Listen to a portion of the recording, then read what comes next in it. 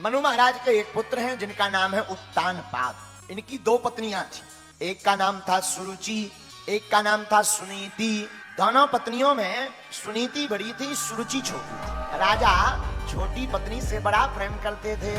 जो सुनीति थी उनके एक बालक था जिसका नाम था महाराज ध्रुव।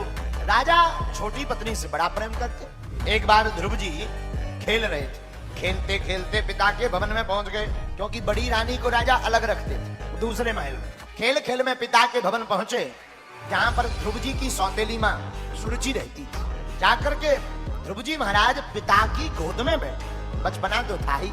सौतेली मां ने ध्रुव जी के हाथ को पकड़ लिया और हाथ को पकड़कर झटका मारा। ए बेटा ध्रुव, तुझे ज्यादा शौक है पिता की गद्दी पर बैठने का? इतना ही शौक है तो तू एक काम कर, तू मेरी कोख से जन्म ले, तभी इस गद्दी पर बैठने का अधिकारी है, वरना तू इस गद्दी पर बैठने का अधिकारी नहीं है।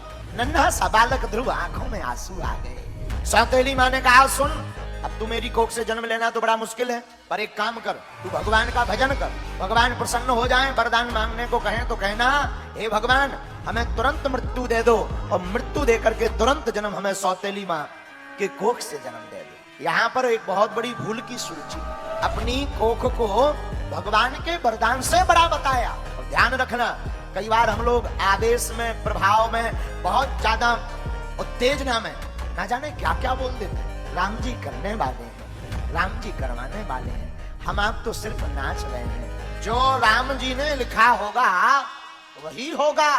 ध्रुव जी रोने लगे। माँ ने दुत्कार कर भगा दिया। जाओ। सौतेली माँ ने।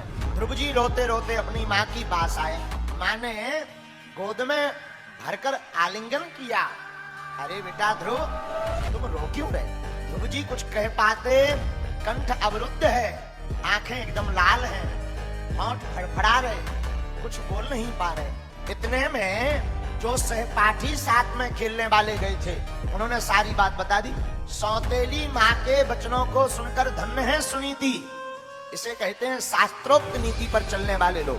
ध्रुव जी से ध्रुव की माँ बोली, बेटा देख तू कितना भाग्यशाली है, जो रास्ता में आज तक नहीं बता पाई वो तेरी सौतेली माँ ने एक पल में बता दिया।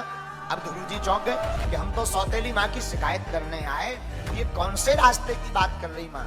बेटा, जो भगवान की भक्ति का मार्ग मैं स्वप्न में नहीं बता पाई, कभी नहीं बता पाई, तेरी सौतेली माँ कितनी अच्छी है, कितनी ज्ञानी है, तुझे उस रास्ते पर जाने को कह रही। माँ, ये भगवान क्या है?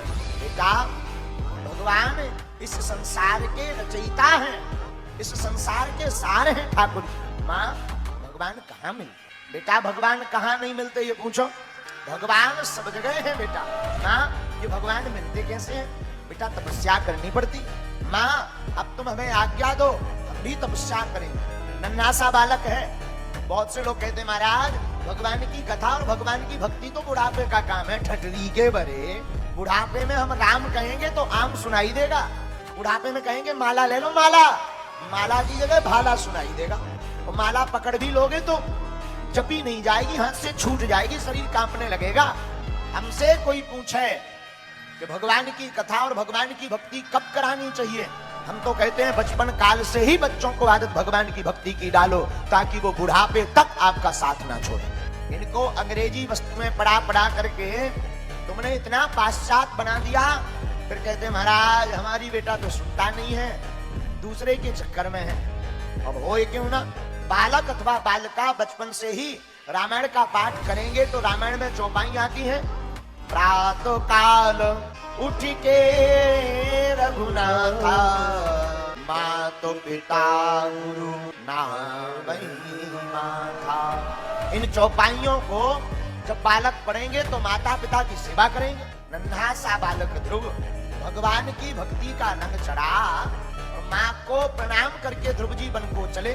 माँ, भगवान कहाँ है? बेटा, सब जगह हैं, पर अगर कोई वन में साधना करे एकांत में तो भगवान जल्दी प्रकट होते हैं। क्यों? मन भटकता नहीं है। ठीक है माँ। ध्रुव जी माँ को प्रणाम करके चल पड़े। रास्ते में चले ही थे कि राजा को पता लगा उत्तानपाद को, तो मंत्रियों को भेजा, जाओ रोको हमारे बालक को, ये बालक बनना जाने पावे, वरना अनर्थ हो जाएगा। और अगर वो जाने लगे तो कहना कि आधा राजपाट ले लो पर लौट आओ। मंत्री गए, ध्रुव जी आपके पिताजी ने कहा है कि आधा राजपाट आप ले लो, आधे राज्य के आप राजा बन जाओ, पर वापस लौट आओ। ध्रुव जी थे तो ज्ञानी, मन में विचार किया कि अभी तो भगवान को पाया भी नहीं है, बन गए भी नहीं, और आधा राजपाट मिल रहा है, जरूर इस मार्ग में बहुत अच्छा फायदा है। चल पड़े। मंत्रियों को खबर मिली, मंत्री लौटकर भागते भागते गए और कहा कि राजा ने कहा कि आप लौट आओ, और आपके पिताजी ने कहा है कि पूरा राजपाट ले लो, राजा बन जाओ, और वापस आ जाओ। लालच दिया। ध्रुव जी ने मन में विचार किया, अहो भाग्य, अभी तो हमने भगवान को पाया नहीं, पूरा राजपाट मिल रहा, लगता है इस रास्ते में बहुत फायदा है, अब लौटने वाले हम नहीं है। अब तो वन में पहुंच गए। वन में पहुंचे तो ध्रुव जी को गुरुदेव भगवान श्री नारद जी मिले। गुरु के बिना कितना भी बड़ा कोई ज्ञानी क्यों ना हो, पर गुरु के बिना परमात्मा का मिलना मुश्किल है। तो नारद जी मिल गए। बेटा कहाँ जा रहे हैं? गुरुजी भगवान का भजन करने जा रहे हैं। अरे बेटा लौट जाओ वापस, भयावह बन है, बीहड़ बन है, सांप बीछी काट लेंगे, मारे जाओगे।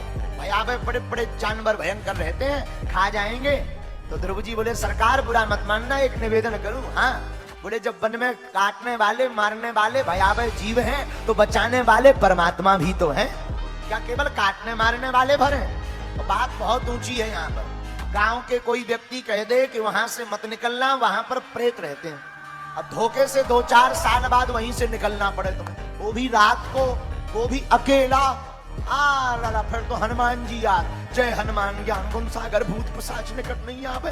गांव के एक आदमी ने 4 साल पहले कहा था वहां से मत निकलना, प्रेत रहता है। और अकेले और रात को निकले तो जय हनुमान ज्ञान गुण सागर, और कहीं कुत्ता बिल्ली अगर बगल में खड़खड़ा, जय हनुमान ज्ञान गुण सागर, भूत पिशाच निकट नहीं। धोखे से कपड़ा उलझ जाए, भूत पिशाच निकट नहीं आवे, पकड़ लो। महावीर जब नाम सुना, गांव के एक व्यक्ति ने कहा वहां प्रेत रहता है, तुमने सत्य मान लिया। हमारे शास्त्र पुराण हजारों सालों से कहते आ रहे कि भगवान सब जगह है, अगर वहां प्रेत है तो बचाने वाले परमात्मा भी है। नारद जी ने कहा वन मत जाओ। ध्रुव जी बोले क्यों? वहां बड़े बड़े जानवर रहते हैं, खा जाएंगे, मर जाओगे। तो ध्रुव जी बोले तो राम जी बचाने वाले भी तो हैं।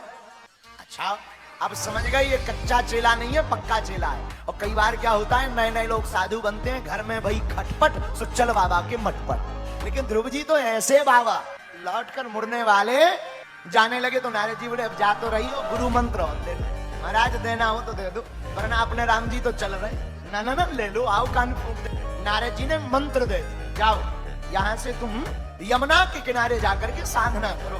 ध्रुव जी ने अपने गुरुदेव को प्रणाम किया, प्रणाम करके यमुना के किनारे जाने लगे। तुरंत यमुना के किनारे पहुंच गए।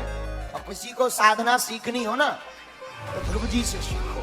बहुत से लोग भागवत की कथा, राम कथा सुनकर के प्रण ले लेते हैं कि इस बार नवरात्रि हम करेंगे बिना भोजन किए, कुछ खाए बिना, चाय भर पी के रहेंगे। 2-3 दिन तो जय माई की, पता लगा चौथे दिन हॉस्पिटल में बोतल चढ़ गए। अब जरा ध्रुव जी की तपस्या देखना, ध्रुव जी कैसे धीरे धीरे तपस्या कर, इकट्ठी नहीं कि ली माला और बैठ गए ना। तपस्या सीखना है तो ध्रुव जी का चरित्र सुनो।